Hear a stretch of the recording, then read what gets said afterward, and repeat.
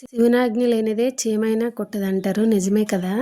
అందరికీ మహాశివరాత్రి శుభాకాంక్షలు. నేనైతే ఉదయాన్నే లేచి ఇంకా ఇల్లంతా తడిగుడ్డ పెట్టుకొని మంచిగా చక్కగా ఇంట్లో పూజ చేసుకొని మా ఆయన ఆశీర్వాదం తీసుకొని ఇంకా మందిరికి వెళ్ళాను. ఇది వచ్చేసి మా యూనిట్ మందిరం కాదు, సెంట్రల్ మందిరం అనమాట. మా క్యాంట్ మొత్తానికి ఒకటే మందిరం, పెద్ద మందిరం, అందుకని ఇంత లైన్ ఉంది. మొత్తానికి చాలా పెద్ద లైన్ అంతా దాటుకొని ఇంకెళ్ళి శివుడికి అయితే అభిషేకం చేసి గంట కొట్టి ఇంకా బయటకు వచ్చాను. మహాదేవుడి ఆశీస్సుల కోరిక మేరకు మీకంతా మంచి జరగాలని, మంచిగా మీరు అనుకున్న అని జరగాలని కోరుకుంటున్నాను. నేను అన్నది నిజమే కదా, శివుడాజ్ఞ లేనిదే చీమైనా కుట్టదంటారు. ఎందుకంటే లాస్ట్ ఇయర్ మా ఇంటికి నందన్న తీసుకొచ్చాము. నందన్న అంటే మీకు అందరికీ తెలుసు, ఆ పరమశివుడే. కానీ మీ ఊర్లో మేమే తీసుకొచ్చామని చాలామంది అన్నారు. కానీ శివుడి ఆజ్ఞ లేనిది చీమైనా కుట్టదు. మా ఇంటికి వచ్చి 11 రోజులు పూజలు అందుకుని వెళ్ళారు.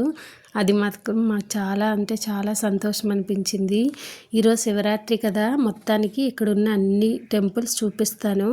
మెయిన్ది అయితే రాధారాణి టెంపుల్, పక్కన చిన్నగా శివలింగం ఉంది. దాని తర్వాత శనీశ్వరుడు, ఇంకా నవగ్రహాలు, ఇలా అన్నీ ఉన్నాయి. అన్నీ చూపించాను కదా. ఇదేనండి మా క్యాంట్ మందిరు. ఇంకా మేము బయటకు వచ్చేసరికి ఇంకా లైన్ పెరిగింది. చాలా అంటే చాలా మంది ఉన్నారు. నేనైతే మధ్యలో వెళ్ళి పాలు పోసి వచ్చేసాను. మళ్ళీ రేపు మండే కదా, మళ్ళీ మార్నింగ్ వెళ్తాను. ఇంతవరకు చూసినందుకు thanks. Do subscribe. Bye bye.